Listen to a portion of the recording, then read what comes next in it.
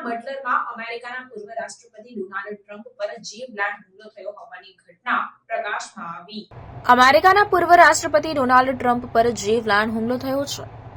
પેન્સિલ્વેનિયાના બટલરમાં એક રેલી દરમિયાન ટ્રમ્પને ગોળી વાગી હતી। જ્યારે તેઓ સ્ટેજ પર બોલી રહ્યા હતા ત્યારે ગોળીનો અવાજ સંભળાયો। ટ્રમ્પે તેમના જમણા કાન પર હાથ મૂક્યો અને નીચે ઝૂકી ગયા ત્યારે સિક્રેટ સર્વિસના એજન્ટ ટ્રમ્પને કવર કરવા માટે તરત જ પહોંચ્યા હતા। જ્યારે એજન્ટોએ ટ્રમ્પને સંભાળ્યા અને તેમને ઊભા કરવામાં મદદ કરી ત્યારે ટ્રમ્પના ચહેરા અને કાન પર લોહી દેખાતું હતું। આ દરમિયાન ટ્રમ્પે મુઠ્ઠી વાળી અને હવામાં હાથ ઊંચો કર્યો।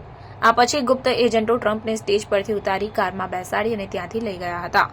આ ઘટના ભારતીય સમય અનુસાર રવિવારે સવારે 4 વાગે બની હતી। ત્યારે અમેરિકામાં શનિવારે સાંજે 6:30 વાગ્યાનો સમય હતો।